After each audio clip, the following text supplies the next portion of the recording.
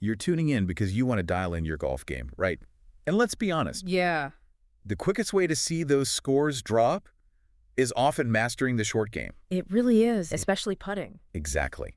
So today, we're plunging into Zen in Golf, the short game, Volume 3. Great resource. Think of this as your fast track to really sharpening your play around the greens, those crucial putts. And it's aimed squarely at people serious about improving that part of their game. The author makes that clear. Right, it's for dedicated players seeking excellence. Absolutely. So our mission here in this deep dive is to pull out the key wisdom from the book and make it practical. Actionable insights you can use, like right away, to understand and improve your putting. We're not just skimming the surface then. No, definitely not. We want to get to the core stuff that can genuinely make a difference on the green. And it's interesting, it's not just technique, is it? The book really weaves in Zen philosophy. That's a huge part of it, that mind-body connection, which is so critical in golf. Yeah, and it kicks off with that story about Emiliano, the last Leaf tournament. Oh, yeah, great example. Shows that short game mastery under real pressure. Perfect illustration. Okay, let's unpack this. The book jumps right into Zen principles for purposeful putting. What are the big ideas there? Well, what's really fascinating is how directly it links Zen concepts to the actual act of putting. Okay. So the first core principle is mindfulness. Right, mindfulness. We hear that a lot, but what does it mean on the green specifically? It's not just general awareness. Think of it as actively quieting that internal noise, the chatter about your last bad shot or the pressure of the next one. Silencing the mental gremlins. Exactly. It's about focusing intensely on the immediate task, like really reading the subtle break right around your ball. So those few feet. Yeah. And when you do that, those other distractions they just fade away. And that intense focus helps you see things you might otherwise miss. That's the idea. That heightened awareness of the micro details, that's often where you find those subtle clues for a better read. It becomes almost like a meditation in motion. Meditation in motion. I like that. So a clear mind helps you see the line better. Makes sense. What's the next Zen principle for putting? The next one is simplicity. This is key. Simplicity. How so? The book really pushes for simplifying both your putting stroke and your mindset. A lot of golfers, maybe trying too hard for precision, they overcomplicate things. Guilty as charged sometimes. We all are. Simplicity here means finding, say, the one or two key things that give you a good roll consistently. Maybe it's just a stable lower body.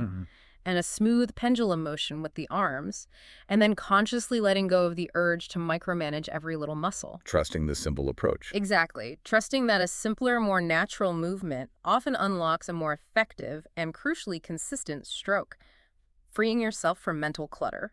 It's funny how we often think adding more complexity is the answer, but sometimes stripping it back. That's often exactly what's needed, especially in putting. Okay, simplicity. Now, golf, and putting especially, it demands patience. How does Zen view patience? Well, the book explains patience as something much deeper than just, waiting for the ball to drop. Okay, more than just not throwing your putter. Yes, hopefully more than that. In the Zen context for putting, it involves really keen observation. Observation of what? Of everything. The green, the wind, how you're feeling, and making informed decisions based on what you actually see and feel right then. Informed decisions, right. And crucially, a missed putt isn't seen as just a failure. Oh, how is it seen? As information, a learning opportunity. What did the ball do? Why? Data. Exactly. This patient view builds emotional resilience. It helps you keep a steady mindset even if you lip out. That totally reframes those awful three putts. They're feedback, not disasters. Precisely. It helps you maintain calm and confidence. Okay, mindfulness, simplicity, patience. What other Zen concepts help us make more putts? Next up is connection. The idea of connection. Connection between what? Between you, the player, your putter, the ball, and the green itself. It's all interconnected. Okay. It's about developing this heightened sensitivity to subtle environmental cues. How even a tiny bit of wind might affect the roll. Things you might normally ignore. Exactly. Or tiny changes in slope near the hole. And it's also about being aware of your internal state. Like your emotions. Tension. Yes. How are you feeling? Are you holding tension? Because that will subtly affect your stroke. This awareness turns putting into more of an intuitive dialogue. So it's like developing a feel that's more than just the mechanics. tuning into everything. You got it. It goes beyond just the physical act. And the final core Zen principle, the book highlights for putting. The final one is letting go. Letting go of what? The bad shots. That too, but primarily letting go of tension. Physical tension, your arms, your shoulder. Like the death grip. Yeah, and also mental tension, like anxiety about the outcome, worrying about missing. So you allow the stroke to jet happen. Exactly. Allow it to flow naturally without force. The book suggests this doesn't just help your putting. It can actually lead to a more harmonious approach to life in general, finding freedom and release. Wow. These Zen ideas offer a really powerful lens on the mental side of putting. But how do we make these tangible? Does the book give concrete actions? Oh, absolutely. It breaks down specific components of Zen applied to golf. Good, like what? First is Zen meditation itself. Actual meditation. Yes, the practice of quieting the mind, getting rid of unnecessary thoughts, negative self-talk. Okay. This creates that state of presence and heightened awareness we talked about. It's not just relaxation. It directly boosts focus and precision on the course. And probably helps off the course, too. Definitely. Right. Better well-being overall. A focused mind is a huge advantage over a tricky putt. What's another component? Next is something called ki breathing, Ki breathing. Key breathing with that. It comes from Eastern meditation, martial arts. It's a technique for restoring internal balance. How does it help in golf? It's powerful for managing pressure, those tournament nerves. Oh, yeah. And also for recovering after a bad shot. Stops frustration from spiraling. How does it work? Is it just deep breathing? It's often slow, deep diaphragmatic breaths, focusing on the inhale, the exhale, using the breath to consciously center yourself and release tension. So you could use it before a shot. Absolutely. Like, take a deep inhale walking to the ball, slow exhale as you start your routine. Really practical. That sounds like a great tool for handling golf anxiety. What else from Zen helps our game? Concentration, that's another big one. Concentration. How is it framed here? The book describes it as starting by isolating the present moment, consciously letting go of distractions, internal worries. Tuning everything else out. Right. So when you approach a putt, you enter this deep focus state. You meticulously check everything, wind, slope, green texture, right around the ball. All the little details. All of them. This intense focus allows for a much more accurate read, a better feel for the path to the hole, minimizes the impact of past shots, promotes calm. Intense focus on the here and now makes total sense for reading greens. What's next? Patience comes up again here. Revisiting patience. Yes, but looking deeper at how it builds mental resilience. Okay. The point is that patience lets you stay calm, analyze your performance objectively without getting emotional, and persevere through tough stretches. So you don't get derailed by one bad hole. Exactly. You learn from it and move on, maintaining composure. Patience is a mental muscle. I like that. And that leads to staying composed under pressure. It leads directly to calm. That's the next component. Calm. The ideal state on the course. Isn't it just? The book describes it as harmony between body, mind, and spirit. Harmony. Yeah, and this inner peace helps you make better decisions, maintain composure in clutch situations, and execute shots with more grace and skill. Calm facilitates better execution. Got it. Any other mental aspects? Mental and physical control are discussed together. How they work together. Yes, how integrating them improves performance, helps overcome challenges, and just brings more satisfaction to the game. Synergy between mind and body. Right. Thoughts and physical execution supporting each other seamlessly. Okay. And there was one more. Zen action. What's that? Zen action. It's defined as being fully present, effective, and expressing yourself consciously in every single putt. Conscious self-expression in a putt. How? It means valuing the process of the shot just as much as the outcome. Okay. Not just whether it goes in. Exactly. Imagine your main focus isn't just the result, but the quality of your routine, the setup, the smooth stroke, being totally present in that moment. That's Zen action. So there's satisfaction, even if you miss, if you executed the process well. Precisely. It fosters mindfulness and a more respectful relationship with the game. Each shot becomes a practice in awareness. These Zen ideas really add depth to the mental game. Okay. So let's shift gears slightly. The book also covers the practical tools, right? The golf bag, the short game clubs. Yes, it gets into the equipment, starts with the basics, the 14 club rule. Right, you can only carry 14. Forces choices. Exactly. Encourages strategic thinking. And for the short game, wedges are obviously crucial. Pitching wedge, sand wedge. Lob wedge, maybe a gap wedge. The book stresses how vital they are for precision around the greens and, of course, getting out of bunkers. Can't score well without good wedge play. But the absolute star of the short game, Has to be the putter. the money stick, Absolutely. It's unique, designed just for rolling the ball on the green. And the book highlights a key stat. which is, It's the club you use most often, by far. Hugely significant for your score. makes sense. How you choose one is important too, right? Very personal. Comfort and feel are paramount. A putter you trust is often the difference maker. Blade putters, mallets, lots of options now. Huge variety in designs, technology for alignment, balance, feedback, and that stat again. Roughly 50% of all strokes in a round are putts. Half the game. Mm. That's incredible. Really drives home its importance. It absolutely does. Does the book talk about choosing other short game clubs, like based on conditions? Yes, adaptability in club selection is key. Strategically adjusting based on the course, the weather. That gives you an edge. Like using a hybrid sometimes. Exactly. Maybe a hybrid in wind for a lower flight near the green. Your bag is your toolkit. You need the right tool for the job. And the putter is the most used tool, the one you need that personal connection with. That personal connection, that confidence is vital. So, good wedges, trusted putter, fundamental. Now, the book digs even deeper into the shafts. How shafts affect short game feel. Yes, this is really interesting stuff. It talks about steel shafts first. The traditional choice for irons and wedges. Right, and they can offer a firmer feel, more control, which many players like for the delicate touch needed in the short game. That direct feedback. Exactly. The author even suggests steel might help develop a more focused, methodical mindset for those shots, though modern steel shafts are better balanced now, not just heavy and stiff. Okay, firmer feel, control. What about graphite shafts? They're everywhere now. Graphite's main thing is lightness, which helps swing speed. Less relevant for putting, maybe, but chipping. Could definitely influence chipping and pitching feel. Graphite also absorbs vibration, which means more comfort. Good for players with joint issues, perhaps. Could be. And importantly, the book notes that graphite tech has come a long way. Modern graphite can offer much better feel and feedback for short shots than older versions. So the gap in feel is closing. It seems to be.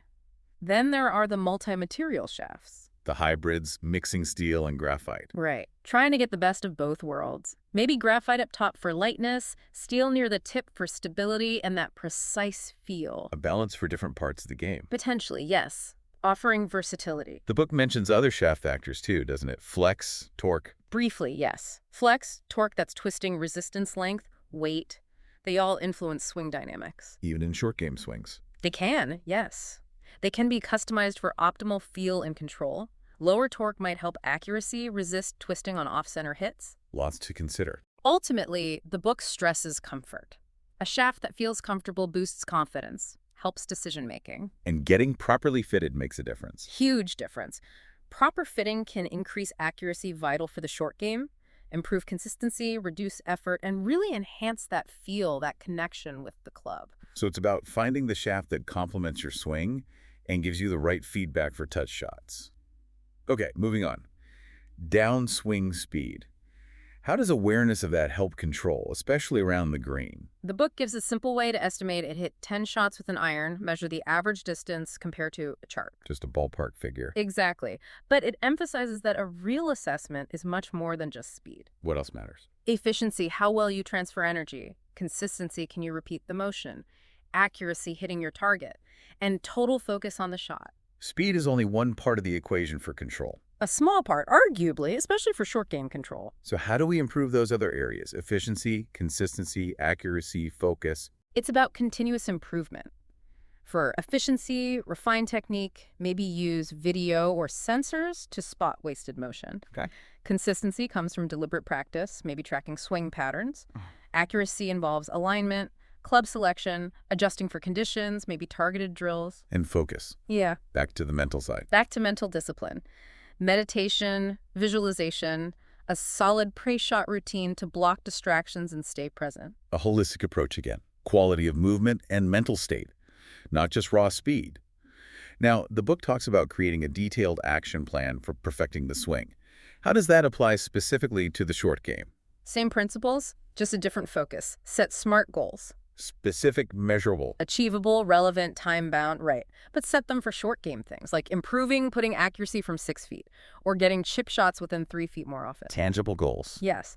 Then, directed practice focus only on those skills. Not just banging balls. Definitely not.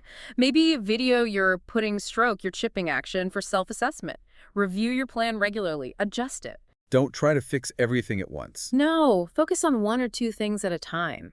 Make small, gradual changes. Keep a log. What did you change? What happened? Track the results. And get outside eyes. An instructor, experienced players. Use tech like swing apps if it helps. And be patient. Patience again. That structured approach makes sense for real improvement. The book also has a golf efficiency checklist. How can we use that for the short game? The checklist gives you specific metrics to track. For the short game, you'd focus on Putts per round? putts per round, absolutely. Putts per green in regulation GIR, average approach distance to the pin. How close you're getting it. Exactly. Maybe chipping efficiency, like up and down percentage, bunker success rate. If the book details those. Right. By tracking these stats round after round, or in practice, you see clearly where the shots are leaking away in your short game. Pinpoints the weaknesses. And lets you monitor if your practice changes are actually working. It makes improvement measurable. Quantifying performance to guide practice. Smart. Okay, finally, the book ties together the technical and mental skills for the short game. What's the interplay there? It stresses they're inseparable. Mental skills are just as vital as technique. Like confidence. Confidence is huge. Strengthened by meditation, Kai breathing, recalling past successes. Building belief. Then emotional control. Managing frustration, anxiety. Using mindfulness, acceptance. Not letting bad shots derail you. Crucial for consistency. Then decision-making under pressure. That relies on your pre-shot routine, practicing tricky scenarios. Preparing for the pressure moments. Visualization, mentally rehearsing successful putts and chips. Very powerful. Seeing it happen first. Your pre-shot routine itself needs to be solid, consistent. Assessing conditions, alignment, visualization, practice swings, focus. The whole sequence. And incorporating breathing and relaxation within that routine helps maintain calm. Adapting the routine too. Yes, adapting it for different lies, wind, slopes, seeking feedback, adjusting your approach, simulating pressure in practice. Making practice harder than the real thing. That's one way. Developing adaptability, handling different lies, green speeds, and overall mental training, visualization, concentration, stress management, specifically for short game situations. It covers a lot. Even reviewing practice mindfully. Yes, and applying the mental techniques during pressure putts in a real round. So it really is this blend of technique and mental strength, all circling back to those Zen ideas. Exactly. The book concludes that mastering the short game is this continuous journey. Technical refinement, mental fortitude, self-awareness, all aligning with Zen principles. This has been incredibly insightful. A great deep dive into Zen in Golf, the Short Game Volume 3. So for you, listening, wanting to lift your short game, especially putting, what are the key takeaways? Well, embrace mindfulness over the ball. Simplify your stroke in your thinking. Cultivate patience as a learning tool. Feel that connection player. Club, ball, green. Learn to let go of tension. Right.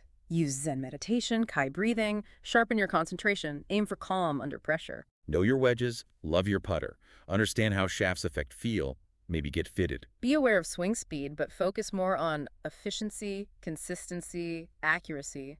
Make a smart plan for your short game practice. Track your progress with metrics. Build confidence, emotional control, decision-making skills.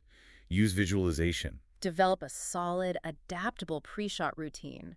It's about combining the technical and the mental. Absolutely. And here's a final thought to take with you. Pick just one Zen principle or one short game technique we talked about today. Yeah, just one. Maybe focusing fully on presence for each putt, or consciously simplifying your stroke. And actively try it next time you practice or play. See what happens. Notice the impact on your shots and on your mindset. Because true mastery in golf and maybe life isn't just perfect shots. It's about that mindful, patient journey of getting better. Keep exploring, keep learning. Until our next deep dive.